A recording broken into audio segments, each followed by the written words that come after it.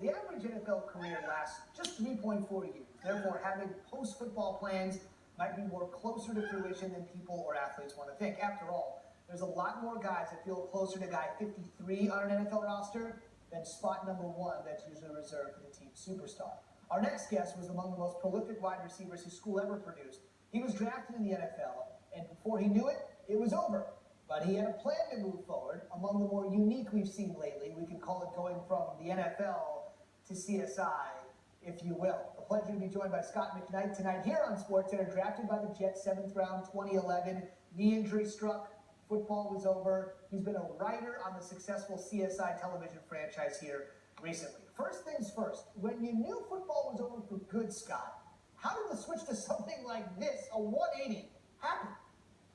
Well, it was actually pretty interesting. I hadn't really worked in film or television writing at all, but I knew that I was going through something unique, and I think every college football player can attest to this, is that when you get into a Division I locker room, there's so many different backgrounds of people, and you get so close, you form this bond, and it's immediately you're 18 years old and you're thrust into this multi-billion-dollar business where you're really, you're going out there and you're having a job. And there's a lot of drama in that, whether it's within the locker room, outside the locker room. There's a lot of fans. The whole pageantry that comes along with college football, I thought was really interesting. So I started writing a TV show about it, kind of like a pilot, overview of what the show could be, because I thought that was a fun part of my life and I wanted to express it in a way.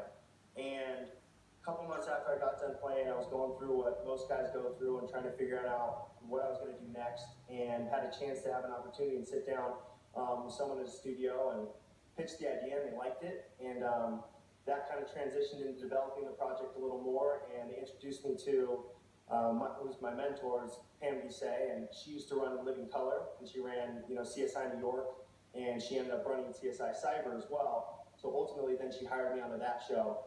It's been like a quick kind of hit the ground running, learn on the fly experience, but I feel pretty fortunate at the same time. It's been awesome. Shout out to the Wayans brothers. If you're listening, a little Living Color reference there. One thing that caught me there, Scott, you just said it casually. I have no experience writing for television. How do you go from that to writing for one of the most successful franchises on television? Oh man, I think you have to, it's a lot of attest to what I learned in football and work ethic and, dealing with adversity. When I got hurt, I didn't really know what I was going to do.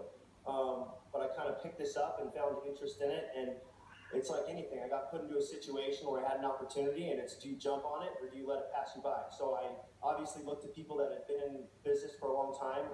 Anthony Zeiker, who had created the franchise, was there when we were developing the show and the pilot in that first season, and Pam Bissay, who was my writing partner, was the showrunner on the show. So I looked towards the staff and the people that have been successful for years and kind of tried to mimic what they were doing. And first one in, last one to leave, do anything people asked of me. And then eventually, after working as a researcher, which was a crazy job in itself, where I was cold calling people. I had no idea how the internet even worked. So I was cold calling people off the internet, offering them NFL tickets to like the city that they live in. I'm like hoping just for people to help me, because I didn't know what was going on, but I was expected to answer all these elaborate, detailed tech questions. So it was pretty interesting. And then after the first year, putting in some time, the second year was when I had an opportunity to write on a couple episodes and then produce my first episode. So it was a pretty amazing experience. It also is. It sounds like it's been a great whirlwind for you. Now, show business is a very difficult business. We did find out this week that CSI Cyber won't be renewed, but there's still a lot of other opportunities for you to write. I want to know, what's it like, football-wise, Hollywood-wise?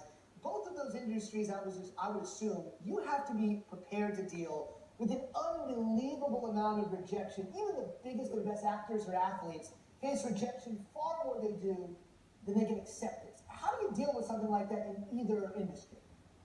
I think it's a little bit what I was talking about earlier. When you get dealt with adversity, how do you handle it? And as a receiver especially, I felt like, it's one of those things, if you drop a ball, you got to have a quick memory. You got to be able to kind of like throw it in the back and say to move on. And it's not about how what's handed to you, because you can't control that, but how you can control yourself after. So obviously you're going to get rejected. It's going to happen, but it's the people that have that stick-to-itiveness and have that drive to keep coming at it, keep getting up off the ground, that are going to be successful. So that's kind of my motto. That's how I was when I was a player, and I kind of carried that into the rest of my life moving forward, and something that I believe in. It's easier said than done for sure. There's times where it's tough, and you face that rejection. Like for example, CSI not getting brought back, then you got to kind of like you put your foot in the ground and say, where am I going to go from here?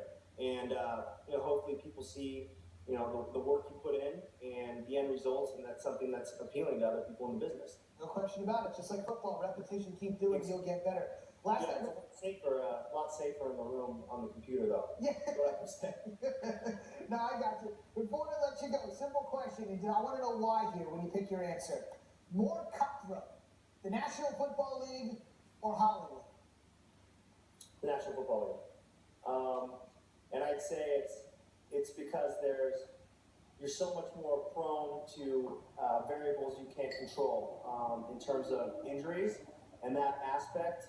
In a way, I think it's hard because you can be out there, you can be putting in 100% effort, you can be extremely talented, and one play could go the wrong way, and you blow your knee out, or you take a headshot, or something happens, you break a limb, and the recovery process and coming back from that maybe doesn't go as well as you want, to where it makes it incredibly difficult because there's such a physical reliance on that. But in Hollywood, it's the same thing. It's tough. It's cutthroat. But I think it's a little bit more an emotional distress than it is physical.